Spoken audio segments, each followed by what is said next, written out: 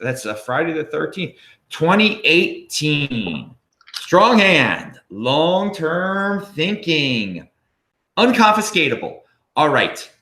We've got an exciting panel here. International, of course. That's what we bring you on this show. Aaron Von Weirdum, you know him from Bitcoin Magazine. He is legendary, and it's great to have him back on the show after about a year, I think. Gabriel Devine has never been on my show before. I don't know why. We've been on the same show together, but you all know him. He's freaking awesome. And then we got Nolan Vanderklay. Nolan, I've just been calling you Nolan the whole time. Nailed it. Perfect. All right, Vanderklay, baby. He is a dude here in Alberta. And as you know, I am in Alberta, and I attended like 4 days of events in a row. This is the 5th day. So we're going to talk about on-the-ground stuff. But something that Nolan and I have both noticed on the ground, speaking to real people, is their interest in what the heck is going on with the Lightning Network. Some people are trying to build things on it. They've got questions for me. I'm no technical guru here, so I decided to get some guys on that can elaborate on the Lightning Network. Now, something that came out, I mentioned, I think, on my show yesterday, was a quote from a Nick Bhatia article. And I was wondering if this quote about the Lightning Network, it's a huge quote. And is it an exaggeration? Is it an inspiration? And we'll go over this, and we'll let this start off the discussion here. Bitcoin staked to Lightning is the most unique income producing asset in all of monetary history. Income with zero counterparty risk. The historical implications of this on capital markets are tremendous. When I hear zero counterparty risk, I mean, that sounds too good to be true. Aaron, what's your take? What's going on in Lightning Network with you? Hey, Adam. Thanks for having me. First of all, regarding this tweet specifically, I'll comment on this tweet first. So first of all, it's a little bit of an exaggeration, or at least it sounds like it. But it's it's definitely an interesting future of Lightning there. I know. Do you know Jurg Platzer? He's the owner of Room 77. He gave a presentation on this like 2 years ago, I think, in Arnhem, and he also gave it in Prague. He gave it a couple of times. He's a great guy. Room 77 is the bar in Berlin where they accept Bitcoin. It was probably the first place in the world, the first brick and mortar place in the world where they accept Bitcoin. Back in like 2010 or 11 or years ago. And this guy is totally into Bitcoin, and he gave this presentation. This was in the middle of the block size debate on negative block size. So while the debate was going on whether it should be 1 MB or 2 MB or 8 MB or whatever, he made this argument that it should be about that we should go towards a negative block size. Well, that's what he meant by that is that the way to measure block size is by the cost of running a node. Right? It costs money to run the node. It costs hardware resources. It costs data, that sort of stuff. And if you use a node to stake money in a Lightning Network style, then actually you can make money by staking money. You can make money by running a node. So instead of having a node that costs money, you can make money. And that's a very interesting feature of Lightning Network. So that's also what this tweet touches on, where you're putting money up in the network to help other people route their payments, and you charge a small fee, and it must be a small fee because it's like a perfect free market, right? Anyone can open these channels, so it can be a big fee, but it can be a small fee, and you can make some money over time by simply routing payments for other people, without actually taking any sort of monetary risk. You're not making an investment that you can lose your money on a bad investment, because it's not an investment at all. You're in charge of your money the whole time. You're just helping other people route their payments. So it's almost like free money. Now, it's not completely free money. The Lightning Network is designed to not have any counterparty risk. So that part of the tweet is true. But you do need a hot wallet. Like, your money is sort of, on your computer, connected to the internet. people can hack into your computer maybe. So there's a risk there. There could be some theoretical risks if something really goes wrong with the Lightning Network. It is still beta software or alpha in some cases. It's still reckless to put up at least big amounts. So it's not completely without risk. That part of the tweet seems like a little bit of an exaggeration, but it's a very interesting way of making money that wasn't really available before, as far as I can tell. So that part of the tweet is very true. All right. At least I'm not an expert in financial markets necessarily. So maybe I might be missing something. Maybe someone who has an expertise in that field would correct me there. But I think it seems true to me. It's a relatively riskless way of making money, which is interesting. Yeah, which is very riskless. I mean, it's hard to. It's just hard to that's a strong word. It's very inspirational, and it gets me very excited about this development, that we're about to see some things that we've never seen before. Remember, it is linked to below. Pound that like button. Nolan, because I know Gabriel's got the next thing to say. Nolan, obviously, this quote is inspirational. You have been traveling around with me, and you've seen all these people talking about Lightning Network. Can you sense the excitement out there? And what are your thoughts on this quote and just in Lightning Network in general?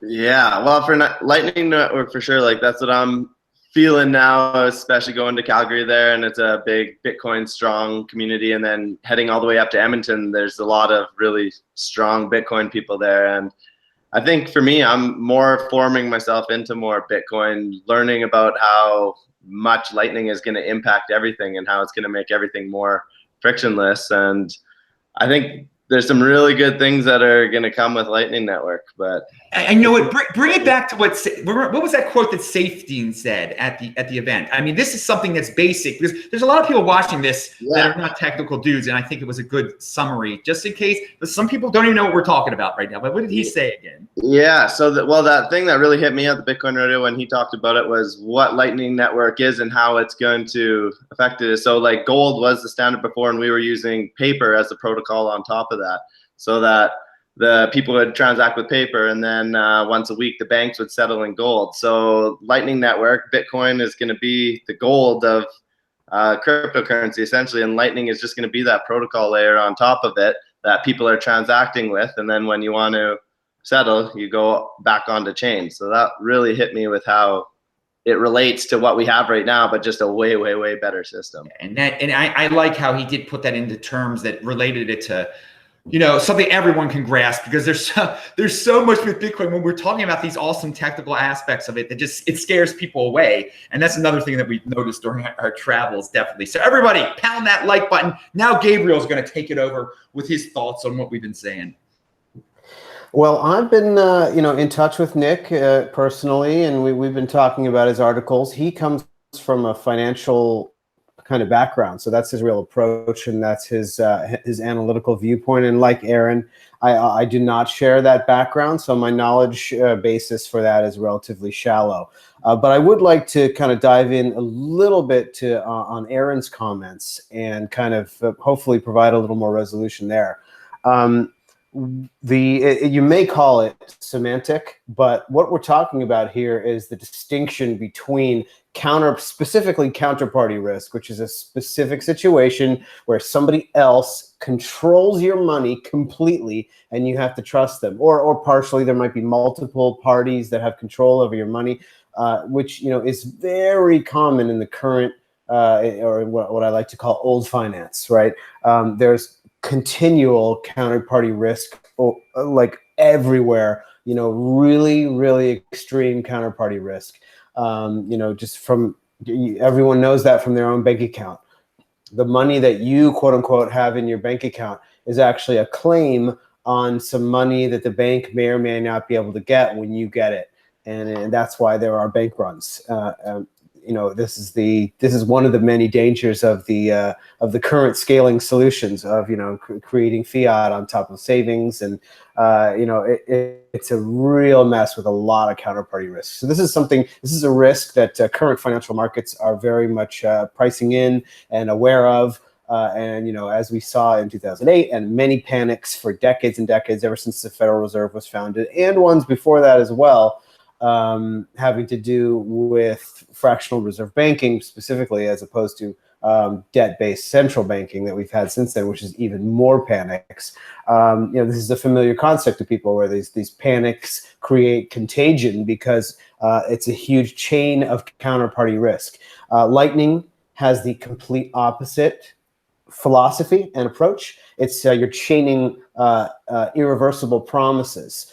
So instead of chaining promises and giving people your money and then lending it out and lending it out and lending it out again, instead you are placing your money in an indelible contract and then creating chains off of that of more and more indelible contracts. It's quite the opposite from the current system. So just on the semantic basis, it's important to recognize in Nick's statement that he was very, very clear in his article to distinguish between counterparty risk and security risks, which is what Aaron was bringing up. So yes, staking money in a Lightning channel is not risk-free by any stretch. It just has no counterparty risk.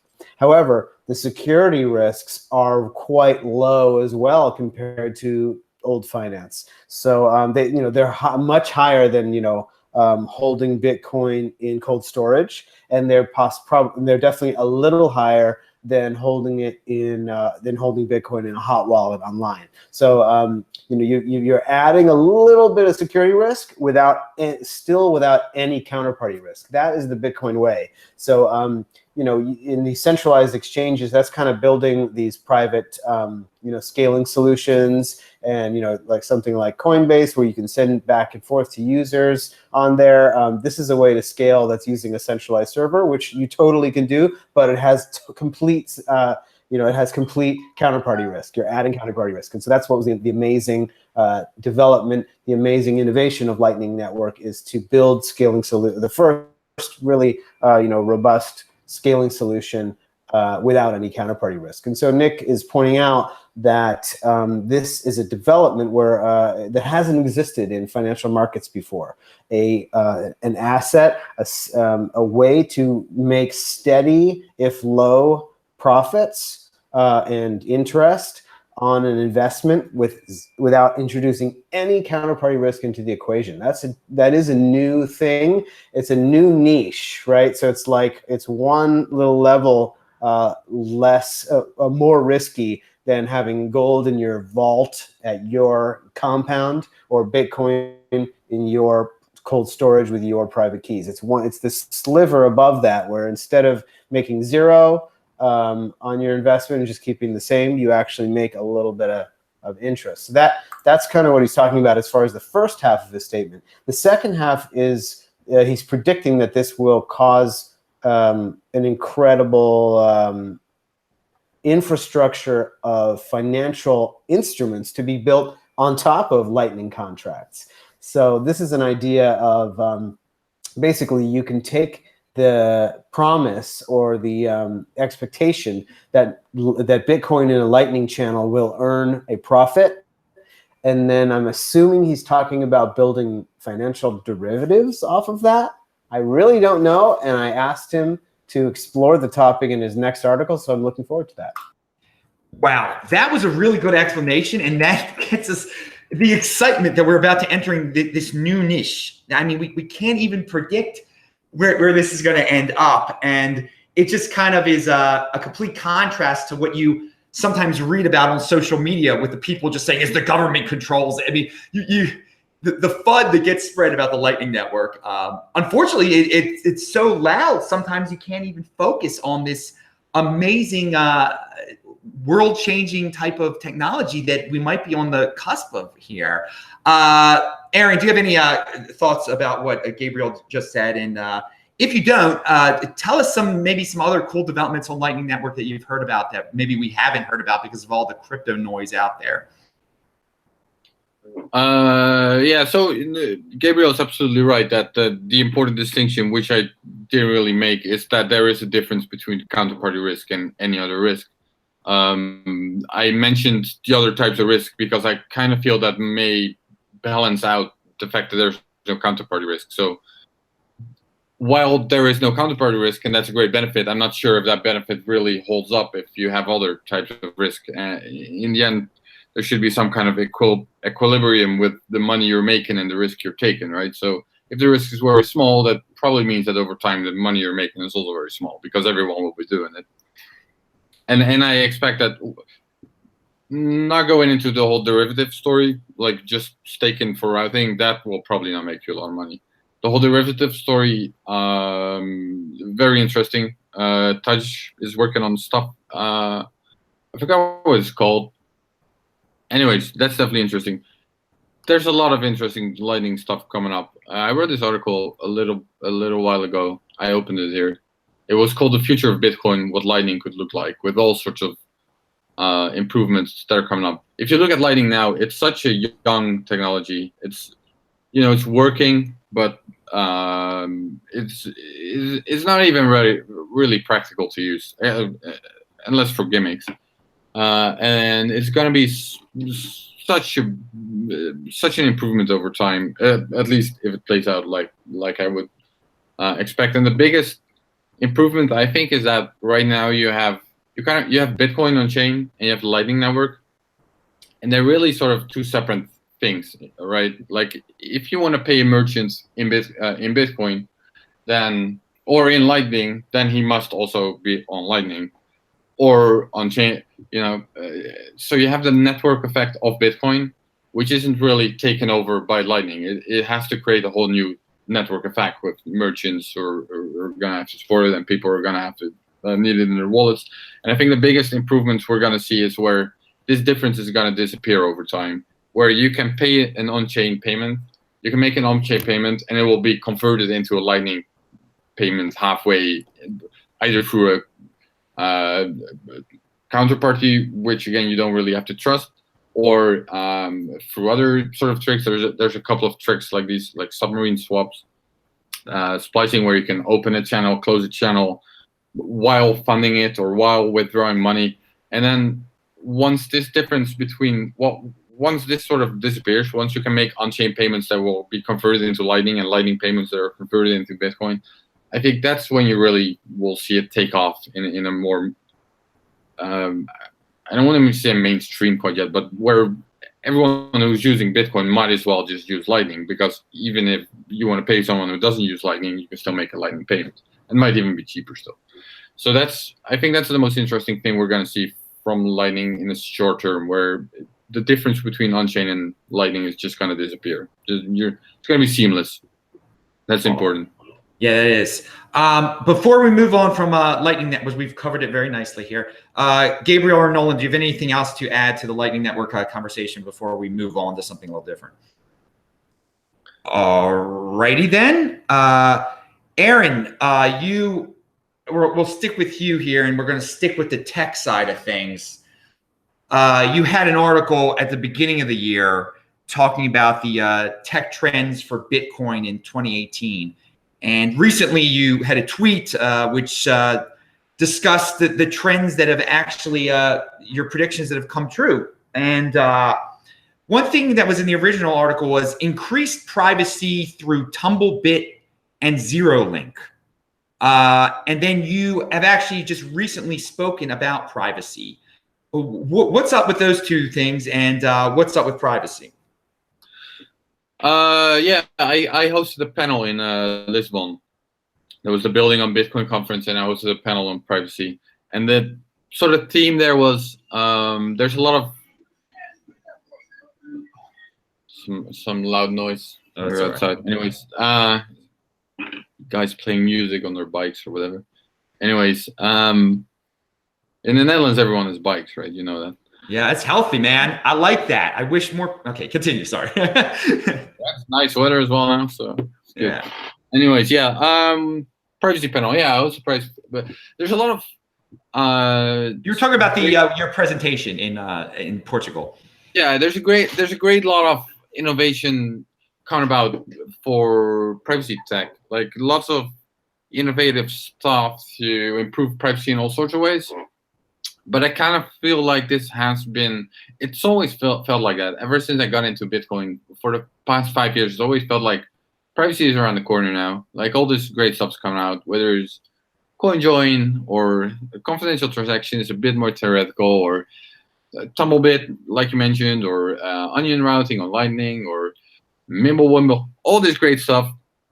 Meanwhile, no one is actually using any of it, and that was sort of the topic of my talk. Like, why isn't this stuff actually being implemented in wallets? Why is it all theoretical? And how are we going to make it practical? Like, how are we going to make sure this actually happens? So, I guess it's better if you should watch the talk if you wanna, or you should watch the panel for the takeaways. But we covered stuff like the political problems actually of implementing privacy in your wallet. Like, will it get you in trouble with authorities and whatnot? And so one conclusion is it's actually better to have something like a Lightning Network, which offers more privacy, but it doesn't appear to be designed for that. Like, right? It's designed, or at least it's sort of presented and marketed as this way for cheaper and faster payments. Well, it's also more anonymous. That's convenient, but it's not marketed as some sort of money laundering thing. But anyways, I do think it's actually looking hopeful right now. There's going to be the Wasabi wallet, which is Adam Fisker is working on this. This has Zero Link embedded, which is a CoinJoin type of system. Lightning itself is going to offer more privacy, like I mentioned. There's this Dandelion, which should make broadcasting of transactions more random in a way, harder to distinguish which IP address launched a certain transaction onto the network. And there's Adam Fisker, Nopara73 on Twitter. Also, he tweeted out a thread lately, and it's hopeful. There's a lot of stuff around the corner, and I hope this time it will actually materialize. I'm hopeful. It's looking relatively good. Okay, yeah, because people, I mean, I know on Twitter there was a guy who basically said it's right around the corner, the privacy developments. I could like feel it. So I have not watched your talk yet. It is on regular. I can find that on YouTube. You think? Or? It was the tweet you mentioned. I actually linked to it there. Oh yeah. So the link is at the bottom of that thing. Yeah. Wait a second. So I think if people click on that tweet, then they'll be able to see. All right, Gabriel, thoughts, privacy, anything that Aaron just said? Yeah, just to give a wider perspective on it. It was always the case that Bitcoin was susceptible to sudden floods of traffic and spam attacks. Originally there was no block size limit in the code base, and I believe it was actually Gavin Andreessen who pointed out that the protocol was susceptible to a spam attack on the transactions, and that we should introduce some sort of limit in order to make the fee market respond to high volume attacks. And that actually it's just really interesting how that became such a bone of contention. And I think possibly that it was actually a fake bone of contention that nobody really wanted to raise in order to help Bitcoin. It was only attackers. But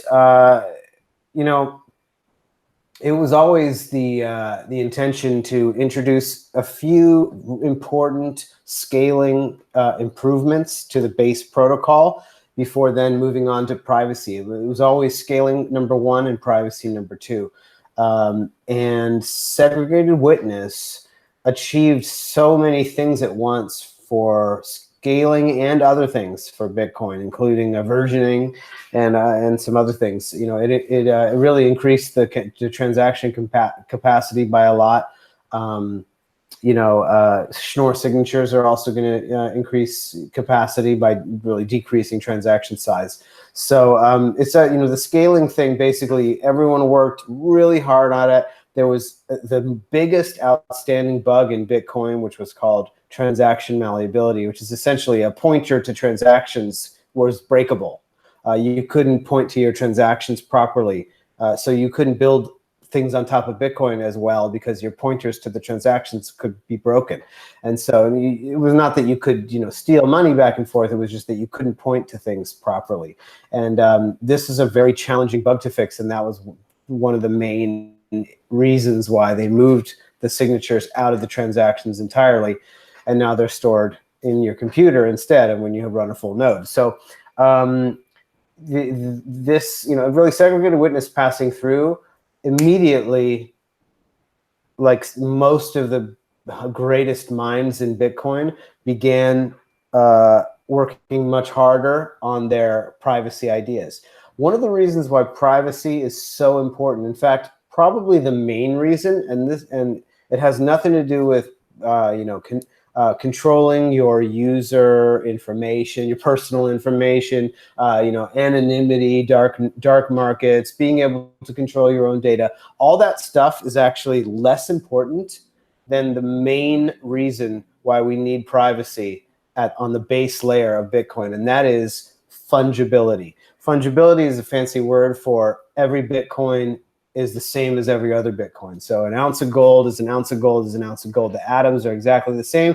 It's, you might have issues with purity, but with enough, technology, you can detect purity, and then you can, create an exchange rate between coins, for example. With Bitcoin, in my opinion, I think there will always be a premium for virgin coin. That is coin that was included in the Coinbase of a mining transaction block. That's the block reward. So virgin coin, I think, might always have a premium because it's never been sent to anybody else, provably so. But every other Bitcoin that has been spent should be worth exactly the same as every other Bitcoin. Currently, that is not the case. There's so much transparency in the blockchain that some institutions that are highly connected to governments may be, picky about which Bitcoins they're gonna accept. And there's companies that have been started by, in my opinion, unethical, immoral individuals like Jeff Garzik. These companies, they're doing block analysis, and they're trying to trace things. And of course, it's probabilistic, meaning you can't prove that it's this person's or that person's, or that it was on a dark net market or wherever. But you can say with some likelihood that it probably was. And this is preventing Bitcoin from being the best money that it can be. Fungibility is an extremely key property of all money. You really can't have a money that has poor fungibility. At that point, it's more of a collectible, or maybe a commodity where you have a quality of like iron ore or something like that, or quality like we have with oil, right? It's a commodity. You got Brent crude, you got Brent light crude, you got Texas crude, you got all these different gradations. That it's not fungible. That's why oil, even though it's a really valuable commodity in the world, it will never be money because it will never be fungible in that way. So this is something that came up in a very important landmark legal case. I believe it was in Scotland in the early 18th century or late 17th century, something like that, where somebody, they came in, they're like, hey, these bills or these coins, right, that had this mark on them, or these coins, I know that they were they were stolen, and then now I've received them in my store, and now I want to sue this guy or not accept. I shouldn't have to accept it for my debts and things like that. And the judge, they realized when they thought about it, when it got appealed, I think a couple times, and the judge specifically said, if we were to judge the money not good in this situation because of where it was before, we would completely undermine the value of the money and create uncertainty in our entire economy and make every transaction subject to legal proceedings and basically undermine our entire economy, because fungibility is one of the key aspects of money. And I believe it was Aristotle who even came up with that idea, hey, one of the things that makes money is that it's the same as every other piece, and they're interchangeable units of account. So Bitcoin's fungibility right now is moderate to It's moderate. It's not poor. It's not like oil, but it's not good either. So this is a really, really important thing in order to make Bitcoin the best money it can be. Everybody, pound that like button for that awesome lesson in fungibility. I think everyone should understand what it is right now. You mentioned Virgin Coin, and I understand what that is.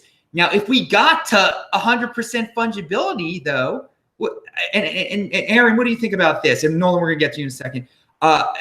Will there still be people will still be able to tell what a Virgin Coin is, one that's just been mined? I mean, if there was 100% fungibility, and will Virgin Coins always be more in demand than the regular coins, even if we have 100% fungibility?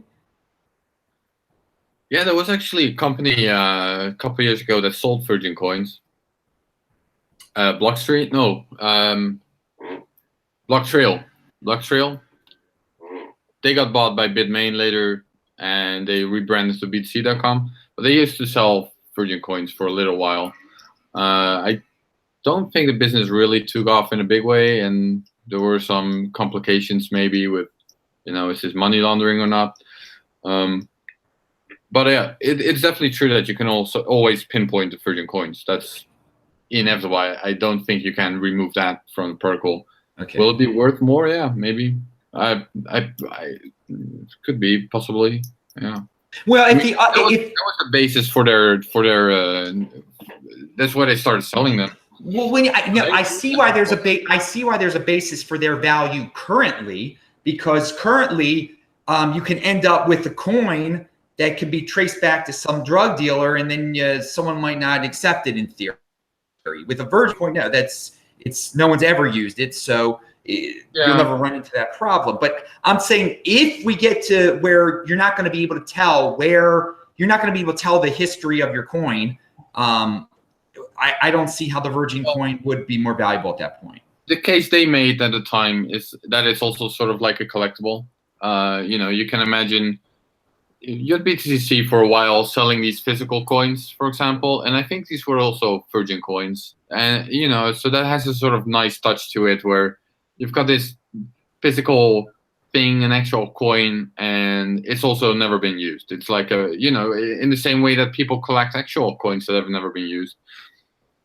These are also worth more. Typically, you can collect these, and so in the same way that could be. I think that's possible. All right, now Gabriel did bring up two things that you had brought up in your Tech Trends article in early 28. He brought up Schnorr signatures. He brought up segregated witness. These were things that you said would have an impact in 2018, and they have. Would you like to just comment on that real quick, or mention some second layer solutions that you think are going to be huge for this year, besides Lightning? Yeah. So sidechains is also still. You asked me the question, right? Yeah. So sidechains is also still an interesting topic. There's a lot of debate on what the best way to implement a sidechain is, but I think. Well, so you've got Blockstream doing the federated model, which means you've just got a bunch of semi-trusted entities, and only if they all collude can they steal money.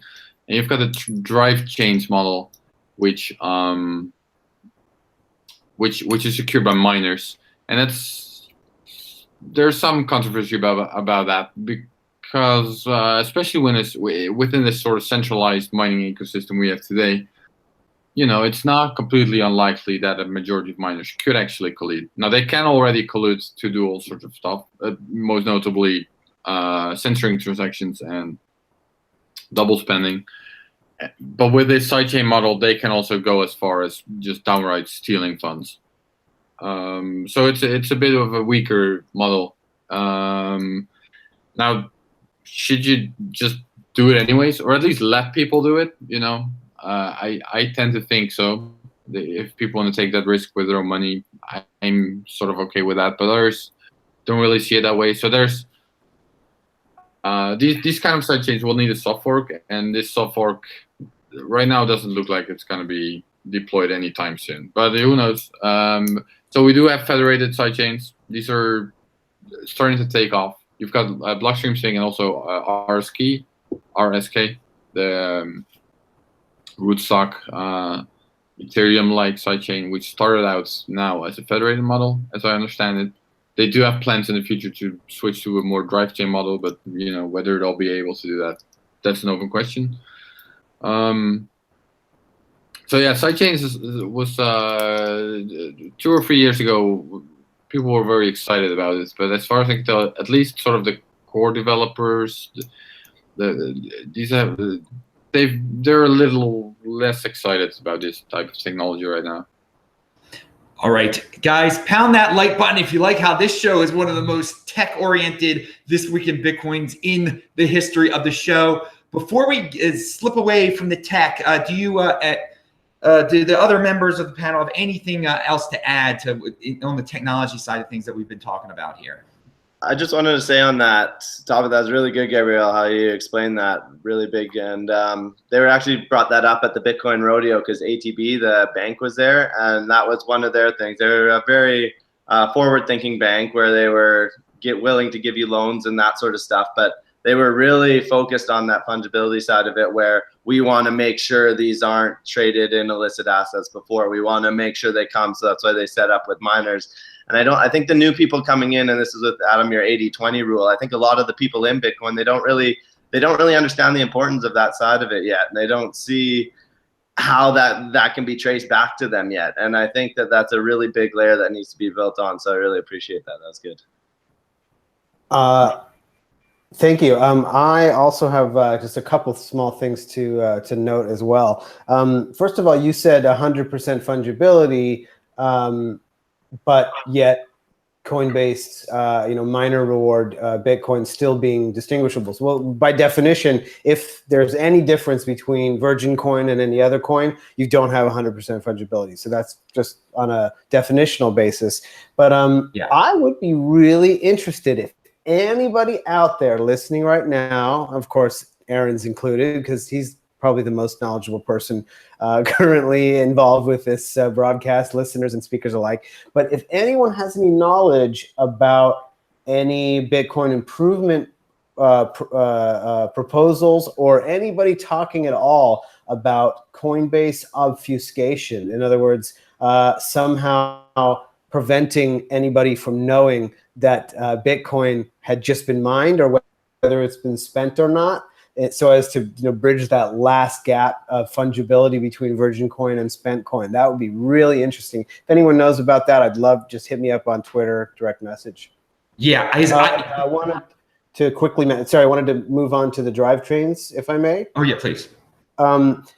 These federated side chains, I think JW Weatherman really hit home with that with a video a few weeks ago. There's a lot of counterparty risk with those. There's a lot of trust involved, and the fact that there's 11 parties instead of 5,000 or something is a big difference. So federated side chains, be careful with them. And I wanted to mention with drive chains that actually for Paul Storitz's proposal for drive chains, he requires an improvement to the base protocol that I don't believe has been coded up yet. I think that he wrote his BIP, his proposal document for it, but I don't believe anyone's coded it. And it sounds like a relatively complex BIP, and it sounds possibly even controversial too.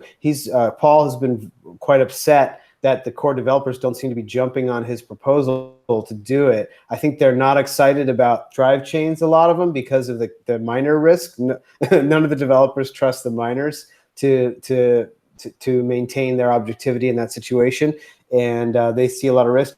And it sounds like his BIP even, which really, on a surface level, just looks like it's adding a nuts and bolts improvement to, I think, the script or something.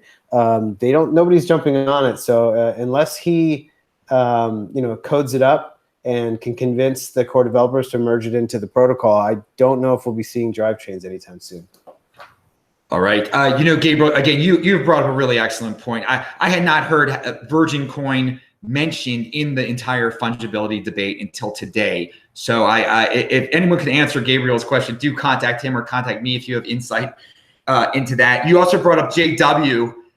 He was on here talking about his white hat hacker attack on these things that he's planned. I mean, he really cares about Bitcoin. He doesn't want any of these new developments to be able to hurt it in any way. So he has given a different side of the story that I really never thought about. Because when I hear about these developments, I always think of them, oh, they're so positive, they're so great. But he had a little take on it that was a little different. All right, now we're going to talk about the Litecoin. I want to talk about the Litecoin Bank. But Aaron, did you have anything to say to Gabriel about what he just said? Just in case, I didn't want to leave anything out there. No, not really. The only thing is that I personally don't think it's necessarily a big problem if Virgin coins are distinguishable. It's just there will be less and less of them over time, and you literally can't use them because then it's not a Virgin coin. So, then we'll have one class of Bitcoins that are sort of collector's items, and then as long as the rest is perfectly fungible. Yeah, I totally agree. Okay, yeah, that's a good point. That actually is a really good point. All right, so let's Nolan. We were talking about Litecoin in the car yesterday, and people have asked. People know about Litecoin and stuff, but here's something that came out in this week from Charlie Lee. I'm excited to announce that the Litecoin Foundation and Token Pay have entered into a strategic partnership to buy a stake in a German bank, WEG Bank AG. We plan to work on many exciting consumer-driven crypto solutions. So this brings up a lot of thoughts in my head, actually. Are we about to enter the realm of where cryptocurrency-related entities are going to be buying banks? That's very exciting because people, we're moving fast, that means. And what does that really mean? But also, why is Litecoin doing this? Or the Litecoin Foundation? What is this all about? And again, I think as a press release, I know it pumps the price, it gets people's imagination going. But is this necessary? So Nolan, what's going on in your head about all this stuff?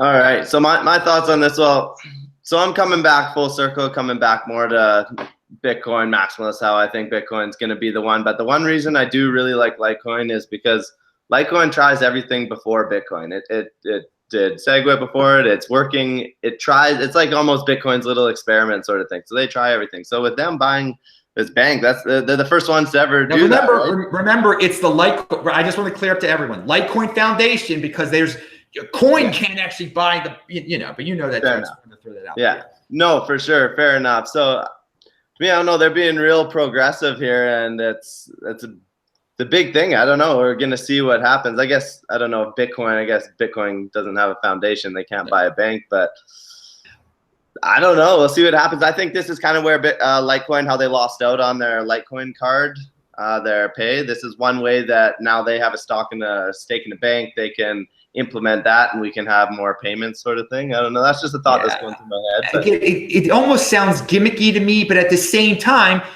there could be this could lead to Bitcoin related entities, wealthy, powerful ones, experimenting and trying to buy banks. But is there a real reason to do all this? Or is this a trend? I mean, this is a unique story. I'll say that. I think we're one of the hardest parts right now from people I talk to is that bridge between fiat currency and cryptocurrency right now. And maybe this is one method they can use to make it easier. I'm not sure, but yeah, that's a good point. Aaron, what's your thought on this development? Yeah, well, okay. So first of all, it's definitely something we would need, or it would be great if they pull it off. I don't know about all of the details of this story. I just read about it for the first time like an hour ago. Oh. But from what I understand, it's they bought like 9.9% of the bank. Yeah. And if they want more than that, which they do want, they need permission. So personally, I would be, hold your horses until they actually get this permission. This is not going to be easy, or at least I don't think it's going to be easy. So here's a fun little story. I had a friend, he was also into Bitcoin. His name is Paul Buiting. He was involved with setting up a Dutch bank. So he wanted to set up a bank in the Netherlands.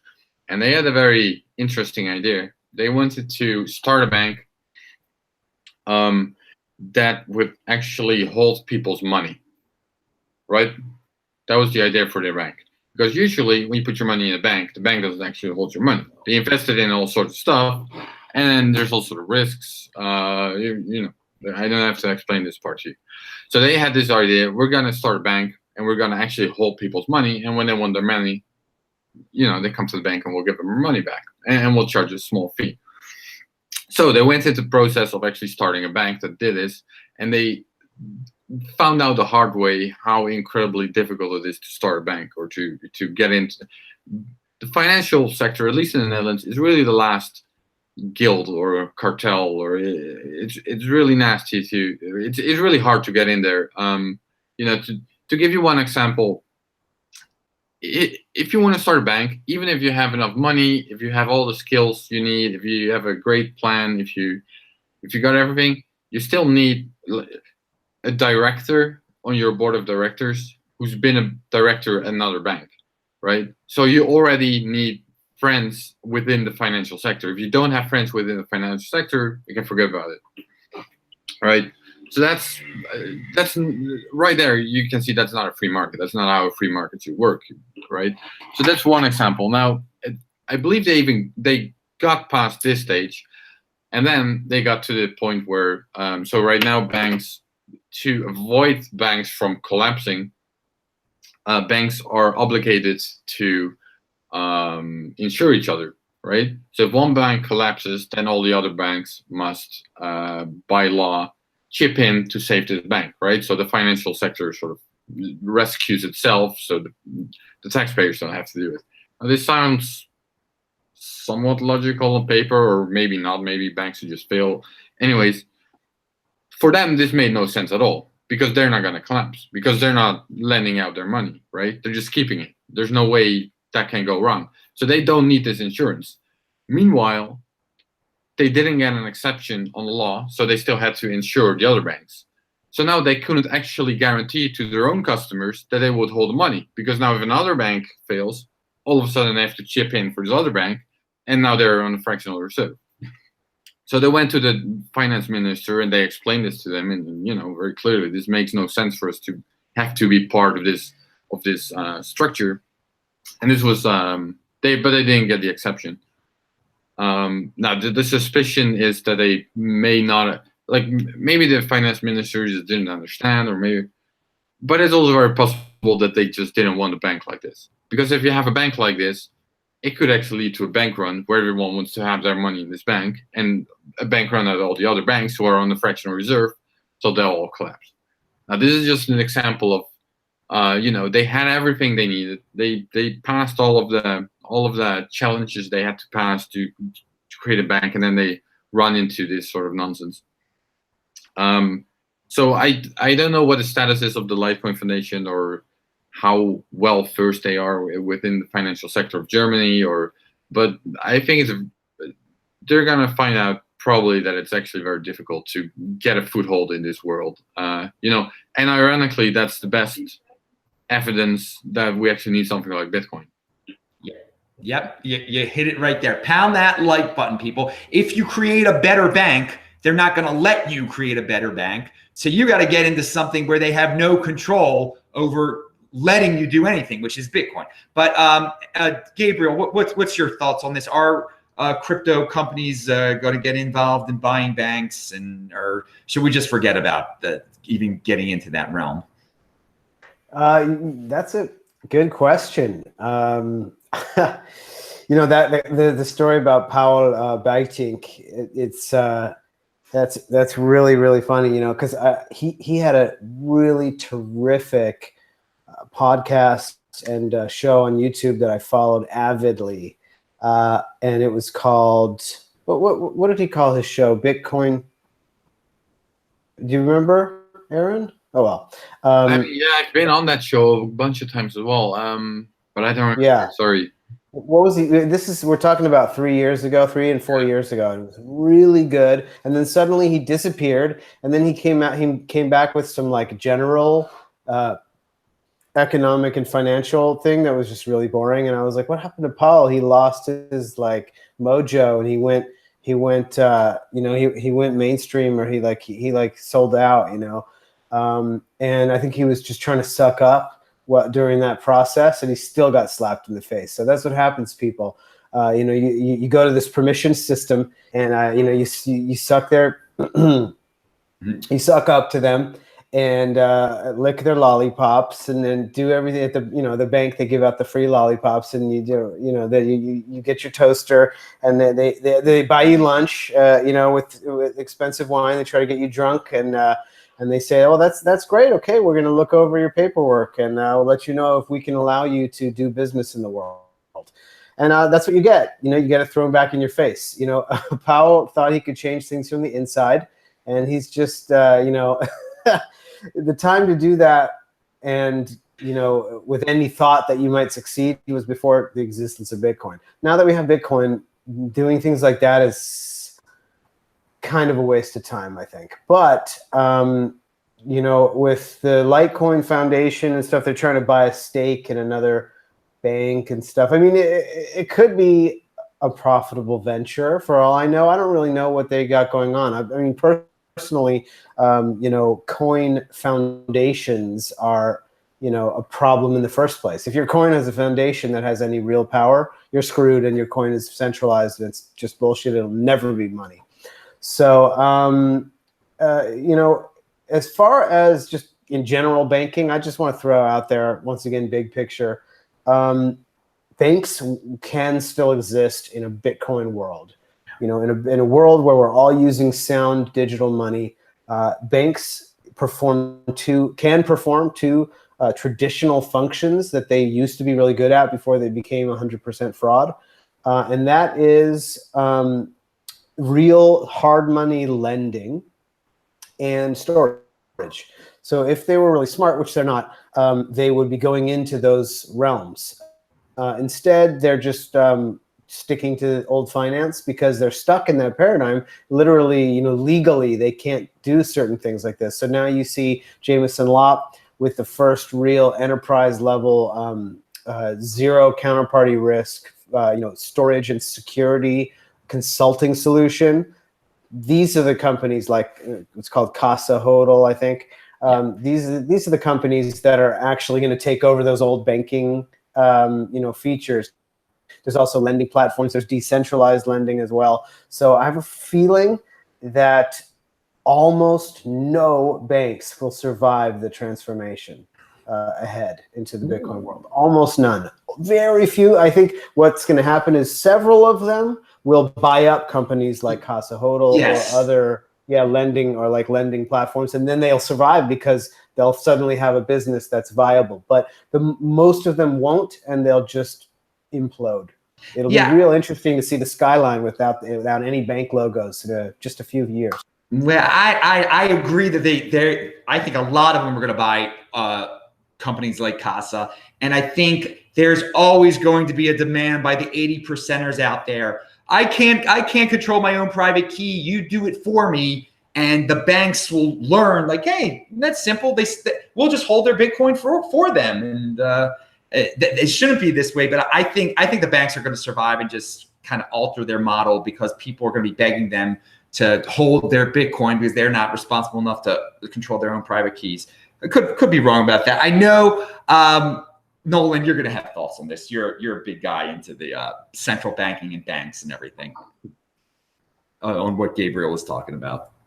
Yeah, well, see, and because Goldman Sachs, who owns Circle, who bought Poloniex, so they're coming in it that way. So maybe this is, I guess I know the foundation side, but them coming in it at the other way and see what's going to happen. But somebody's going to have to do that serious bridge between the old system and the new system.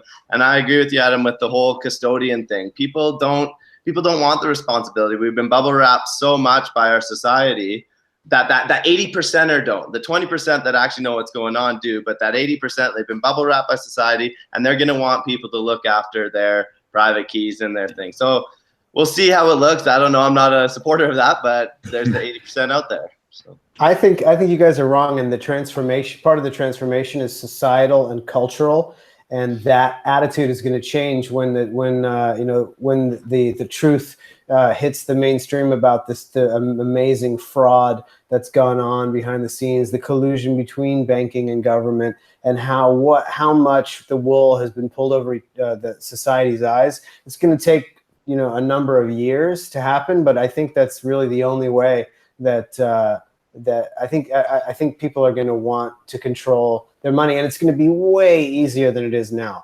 The hardware wallets, all that stuff, the user experience is going to improve so much that it won't be all that difficult. It'll just like people doubted that grandmas would be able to use email in the 80s and 90s. Just like people doubted that anyone would be able to use e-commerce as late as 96. All those things turned out wrong just because of improvements in UX. So same thing here, in my opinion. I agree. The user experience is going to get better. It is going to become easier. But I think you give the regular person too much credit in society today. They are so obsessed with bread and circuses. Oh yeah, but it's not going to be a choice that they will be making. It'll be forced on them. The UX will be so much better, and everybody that they know that does business in Bitcoin will be far richer. Here's another side of it, though, that you're not.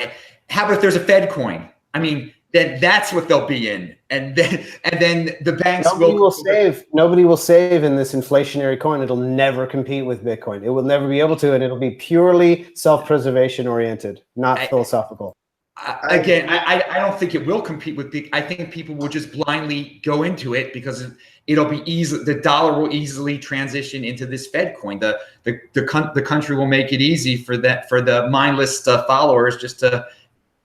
Plenty of people are going to get into Bitcoin. It is going to be awesome. It is the right direction to go in. I think that there's just a lot of people out there that are going to do as they are told. And and Fed coin will be for them, and the banks will hold the Fed coin. And but look around you, Adam. Look around you at the rise of nationalist parties, even in Europe, arguably the most brainwashed place on the planet.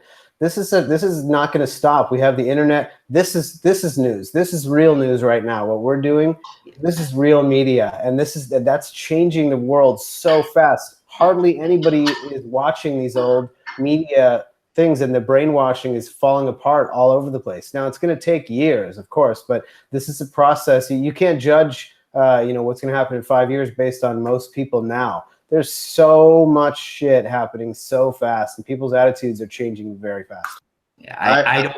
Okay, continue. Yes. I just want to say I agree with that, but I think we need to be aware that so many people are just sheep. A lot of people are waking up, but I think that they're going to still try to bring their centralized coin out here, their last ditch effort. And I think our job really is to teach people the most important thing between decentralization and what centralization is, because those banks are going to, if a collapse happens, they're going to come out and say, oh, we got blockchain technology now, we got this, and just bring all of your money from your old system into our new system. And unless we don't do our job teaching people that decentralization is the only way it'll work, a lot of people might get duped. But yeah, Nolan, pound that like button for that. Pound that like, because people do. That's the bottom line. People do not understand the decentralization aspect of Bitcoin and cryptocurrency. That's why they're buying all these NEOs and all this other nonsense. Yeah, they won't need to. The collapses will be so epic. It'll be just like in the Depression, where this is, we're in a situation where, even our grandparents weren't around for sound money, but our great grandparents were. And, I'm an American. In the 30s, you were raised by your parents and grandparents. They were the last two generations in the sound money paradigm.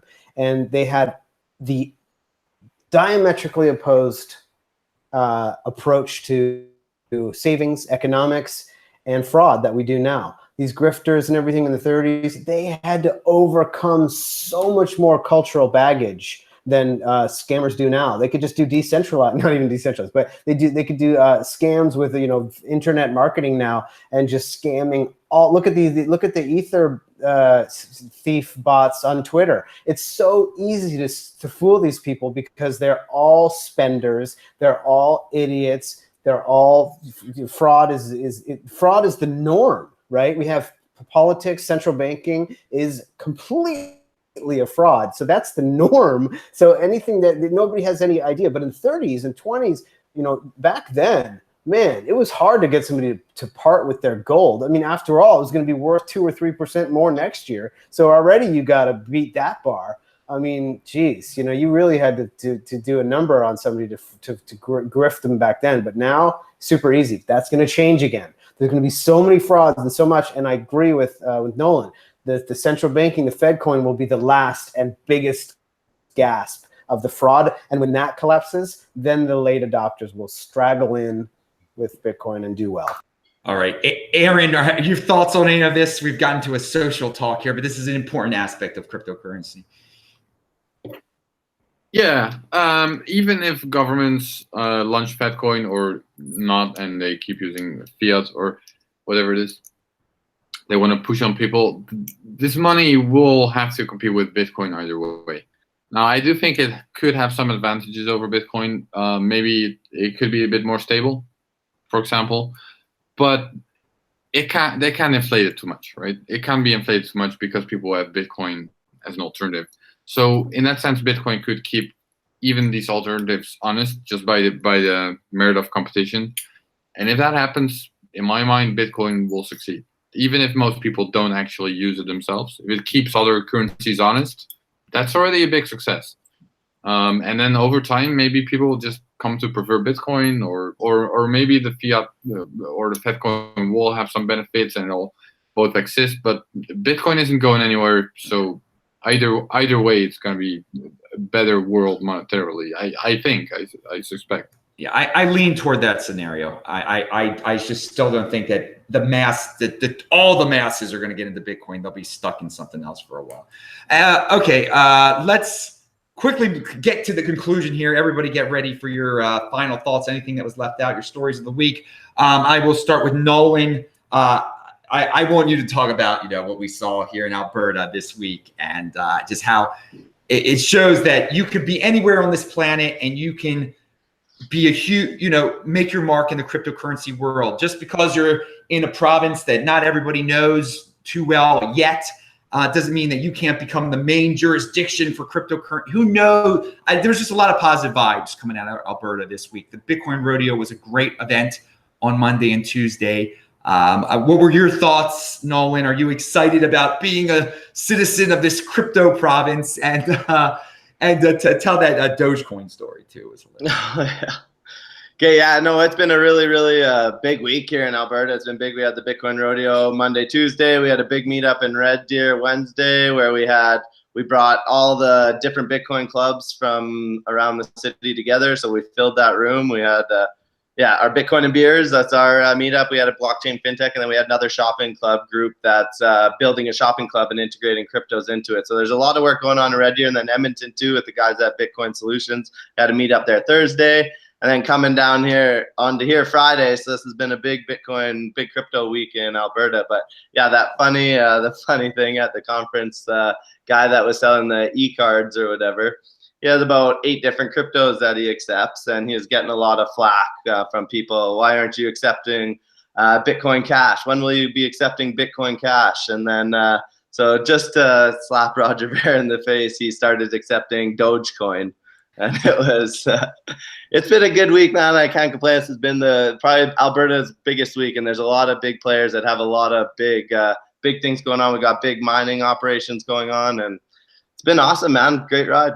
Yeah, I really appreciate you for coming up, Adam. Really spurred a lot of things, so it's been really good. Yeah, well, you guys have been very inspirational. I urge everyone out there not to just, you can participate in the Twitter arguments and the social media arguments, but get out to some events and try to go to some places you've never been, because you get insight into the cryptocurrency community, what the real people in other parts of the world are talking about. And I learn something every time when I'm traveling around going to these conferences. And I thank the guys at the meetups in Red Deer, at the meetup up here in Edmonton, and the guys who put on the Bitcoin Rodeo in Calgary for making this just being wonderful and being so welcoming to me. It's been a great time.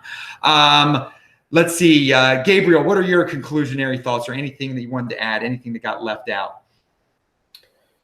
Yeah, I just ran across some breaking news right before the show. I thought it might be funny and interesting, possibly. The Mueller investigations into basically Russian involvement in the Trump-Clinton election in the U.S., some sort of marketing. I mean, it's obvious bull. Bull. You know, I don't really hold much water by this, but the latest twist is Mueller finally indicted a couple of dozen or so, I'm not sure exactly how many, Russian private corporation workers of some type. And in the indictment, they accused them of using Bitcoin to move funds around and to evade whatever capital controls or you know, to evade tracking and stuff. So in numerous ways, including some mining concern or something. So that was a pretty interesting little footnote on the politics side. Yeah, you know, I noticed that right before we went on also, and I thought to myself, you know, the whole thing now is it's totally political, and I urge people, don't waste your time worrying about politics and stuff. But when I heard about the Bitcoin aspect of it, I'm like, oh, that's good. It's bullish for Bitcoin. They used it for something. There was a use case there. Yeah, that's awesome. So I know I like that. All the 80%ers out there that are following this like it's their life, it's their soap opera. They'll hear about Bitcoin, and maybe that'll get some out of their trance. It'll wake some of the people up. All right, Aaron, we're ending it with you. And you could talk. Your latest article was really cool about the history of Bitcoin, how it was almost started beforehand or something like that. Anything you want to add to that, or anything you want to say? Yeah, so I've been writing this article series for Bitcoin Magazine on sort of the prehistory of Bitcoin. So that's the projects that came before Bitcoin. Like Bitcoin wasn't invented out of nothing, right? Sometimes people think this, but it was really inspired by technology that came before it.